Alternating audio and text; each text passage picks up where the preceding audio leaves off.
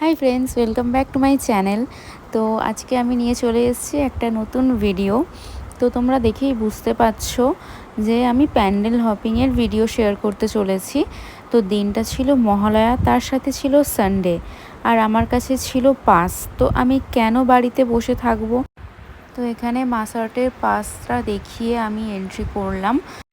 ভাবলাম এই সুযোগে আমি ফাঁকায় ফাঁকায় প্যান্ডেলগুলোও ঘুরে নেব, আর তোমাদের সাথে ভালো ভালো ক্লিপগুলোও শেয়ার করতে পারবো। তো ফার্স্টেই আমি চলে গেছিলাম দমদম তরুণ সংঘ পূজা প্যান্ডেলে, যেখানে থিম ছিল ব্যোমকেশ বক্সী।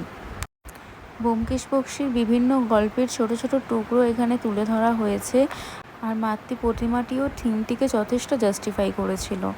এরপরে আমি চলে গেছিলাম দমদম তরুণ দলে, তো যেখানে থিম ছিল ছাপ, আর সেই ছাপের সাথে সামঞ্জস্য বজায় রেখে এখানের এক একটা কর্নার খুব ভালোভাবে ফুটিয়ে তোলা হয়েছিল, ইভেন মাতৃ প্রতিমাটুকুও।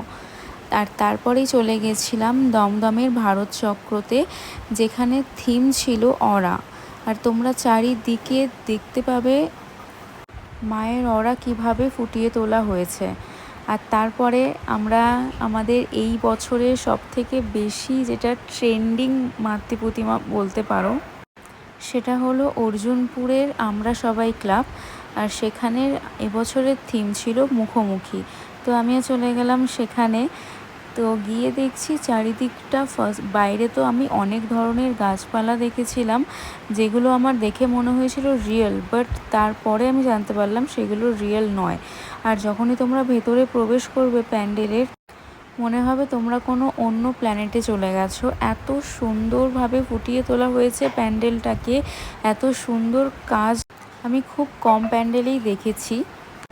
আর মায়ের রূপের এক আলাদাই নিদর্শন তোমরা দেখতে পাবে এখানে। এত সুন্দরভাবে ফুটিয়ে তোলা হয়েছে এক একটা কর্নার, যে আমি নিজে গিয়ে দেখতে দেখতে স্পিচলেস হয়ে গেছিলাম। আশা করছি তোমাদেরও এটা খুবই ভালো লাগবে।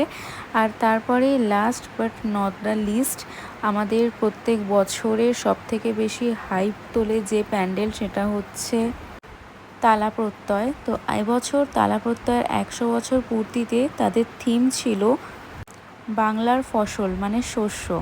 এবছরের সেই শস্যকে কেন্দ্র করে তৈরি হয়েছিল তাদের পুরো প্যান্ডেলটা। বাংলার কৃষক সম্প্রদায় এবং তাদের উৎপাদিত ফসলকে কেন্দ্র করেই তৈরি এই প্যান্ডেল। আর এখানে মাতৃ প্রতিমাও সেজে উঠেছিল সেই কৃষক রমণীর বেশেই।